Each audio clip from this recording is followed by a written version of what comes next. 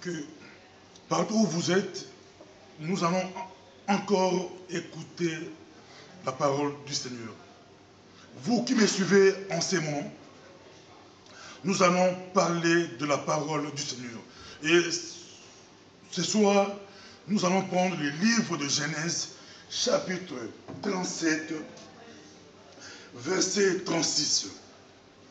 La Bible nous dit ceci: les Madianites les vendirent en Égypte à Potiphar, officier des pharaons, chef des gardes. Prions. Seigneur, merci, nous te bénissons car tu es là, nous te bénissons car tu es Dieu. C'est toi qui nous as placés dans ce pays, dans ces continents, pour faire l'œuvre missionnaire. Nous te bénissons, Jésus. Bénis tout et chacun de nous qui écoute ce message ici, en ce moment, qui écoute ce message partout où il est, dans sa maison, quel que soit le pays, quel que soit les continents. Tu es un Dieu puissant. Nous te bénissons, Jésus. Manifeste ta gloire, sois notre Dieu, tout pour ta gloire, au nom de Jésus. Amen. Notre thème d'aujourd'hui, c'est l'épreuve, passage obligé du succès. Vous voulez avoir du succès? Vous voulez que Dieu puisse vous utiliser? Que Dieu puisse vous élever? Vous devez passer par l'épreuve qui est le passage obligé du succès. Et tous les grands leaders de la Bible sont passés par là. Si nous prenons Moïse, nous prenons tous les grands leaders de la Bible. Même lui-même, le Seigneur Jésus-Christ, est passé par la via dolorosa, qui est la voie douloureuse, pour arriver à Golgotha, être crucifié, et après c'était la résurrection, c'était la gloire. Donc l'épreuve, c'est le passage obligé du succès. Et dans cette histoire, j'aime toujours enseigner la Bible par le contexte. Ici, si nous revenons au chapitre 37, là où nous sommes au verset 2, on nous dit ceci: Joseph, âgé de 17 ans, faisait paître les troupeaux avec ses frères. Cet enfant était auprès des fils de Bila et des fils de Zilpa, femme de son père. Et Joseph rapportait à leur père leurs mauvais propos. Israël aimait Joseph plus que tous ses autres fils.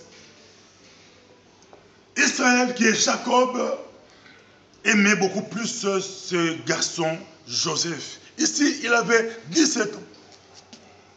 Et un jour, ses frères sont allés paître les troupeaux à Sichem, car son père, à l'époque, c'était vraiment, c'était des éleveurs.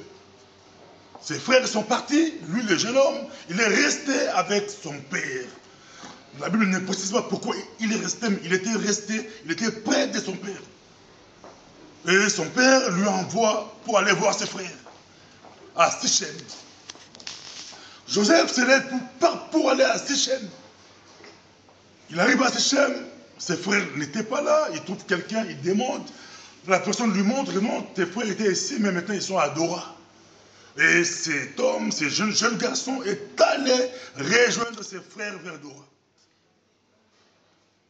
Et de loin, déjà, ses frères l'ont vu. Ils complotaient déjà contre ses frères-là, leurs frères. Ils complotaient contre leurs propres frères. Quand ils ont vu ce garçon, ils disent: oh, regarde, ce rêveur, l'homme des songes qui arrive, nous allons le tuer.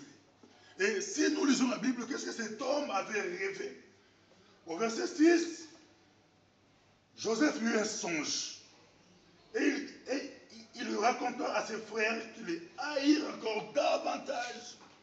Dieu lui donne un songe, il prend un songe, il raconte à ses frères, mais il est encore haï davantage. La haine, ça ne vient pas de Dieu. La haine, ça vient du diable. C'est Dieu qui nous révèle. C'est Dieu qui nous parle. Il dit à ses frères, il est encore haï davantage. Des fois, quand Dieu vous parle, quand vous savez quelque chose de Dieu, il faut savoir garder. Ne dis pas à tout le monde ce que Dieu veut faire avec toi. Ne dis pas à tout le monde ce que Dieu t'a promis. C'est individuel. Souvent, nous faisons beaucoup d'erreurs. Et ce jeune homme a été haï. Il leur dit: écoutez donc ce songe que j'ai eu.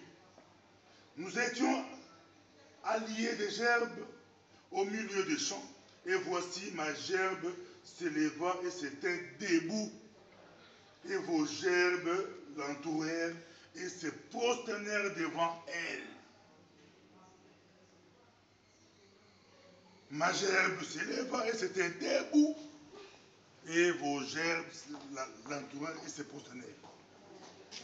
Ses frères lui disent, est-ce que tu régneras sur nous? Est-ce que tu nous gouverneras? Et il les haït encore davantage à cause de ses songes et à cause de ses paroles. Cet homme a eu de songes. Il a eu ça, songe. Il avait un autre où c'était. Il voit le soleil, la lune et 11 étoiles se prosterner devant lui. Et là, même son père avait compris que non, cet enfant, même moi et ma mère, donc, le papa avait compris, Jacob avait compris, il avait la révélation, il a compris clairement que Dieu va élever cet enfant, Dieu fera des choses avec cet enfant. La haine est entrée, la méfiance est entrée, mais ce n'était pas la faute de Joseph, Dieu était avec lui. Notre Dieu est bon. Notre Dieu est bon. Au verset 37 que nous venons de lire, il a été vendu. Il a été vendu à cause de ses songes. Ce garçon a été haï par ses propres frères parce que son père l'aimait. Son père aimait beaucoup plus Joseph. Et à cause de quelque chose comme habit tunique qu'il portait, que son père lui a donné. Et quand il portait cela, c'était visible, c'était de plusieurs couleurs. Imaginez un jeune qui porte un habit, quand il passe, tout le monde voit. Ça créait la jalousie, ça créait des histoires, ça créait des problèmes. Mais Dieu était avec lui. Dieu était avec lui. Bien aimé, peu importe la situation que tu traverses, si Dieu est avec toi, il est avec toi. Quelle que soit la situation que tu traverses dans votre famille, dans votre foyer, même au boulot, partout où tu es là. Si Dieu est avec toi, il est avec toi. Notre Dieu est bon. C'est un Dieu puissant. C'est un Dieu merveilleux. Dieu était avec ce jeune homme. Lui, il venait innocent, il ne savait rien. Joseph arrive. Et ses frères, ils ont comploté de les tuer. Ils ont comploté de les tuer. Et parmi eux, il avait l'aîné Ruben qui a dit, censé arrêter de tuer notre propre frère. Il ne savait pas qu'il réalisait la volonté de Dieu, que Dieu parlait en lui. Dieu peut parler même dans la bouche de tes ennemis. Confie-toi à Dieu. Amen. Ne panique pas, ne pleure pas. Dieu est puissant, Dieu est merveilleux. Jésus-Christ a été trahi par un proche, quelqu'un qui était toujours avec nous. Souvent nous pleurons, souvent nous pleurons de choses. Si Dieu est avec toi, personne ne peut être contre toi. Notre Dieu est bon. L'épreuve, passage obligé. Tu veux voir la gloire de Dieu, tu veux voir la main de Dieu. Passez par l'épreuve, passez par les difficultés. Mais ne renonce pas, n'abandonne pas. Le but du diable est de te pousser à abandonner. Ils ont pris cet enfant, ils l'ont bloqué, et ils l'ont jeté dans une citerne. Je viens d'Israël. J'ai eu la grâce de visiter des citernes. Un des citernes que j'ai vu qui m'a beaucoup touché, c'était dans le mur de lamentation. Si vous arrivez en Israël, vous avez la chance de visiter le mur de lamentation. Là-bas, à l'intérieur, vous allez voir une citerne qui date de l'époque de David. Et j'ai vu cela. Mais dans cette citerne-là, qui est dans le mur de lamentation, là, vous voyez de l'eau. Avec de l'eau, c'est beau à voir. On a pris beaucoup de photos, c'était beau à voir. Mais ici, c'était vide. Il n'y avait pas d'eau. C'est là qu'on a jeté cet homme, Joseph. Et il était là. Ses frères, ses propres frères étaient au-dessus. Ils faisait la garde, il parlait, mais lui, il était là. Mettez-vous à la place de ces jeunes hommes. Mettez-vous à la place des jeunes hommes. Ils pensaient que c'est impossible, c'est fini. Je ne peux plus. Donc pour moi, à 17 ans, c'est fini. Je n'aurai pas 18 ans, je vais mourir ici, je vais crever ici. Mais Dieu était avec lui. Il était là triste, il était là dans la souffrance, mais Dieu était avec lui. Notre Dieu est merveilleux. Notre Dieu est bon.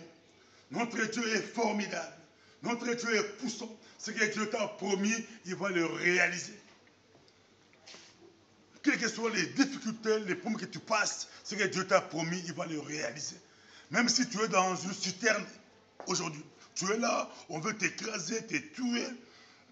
Mais si Dieu est avec toi, Dieu est avec toi. Nous bénissons notre Dieu.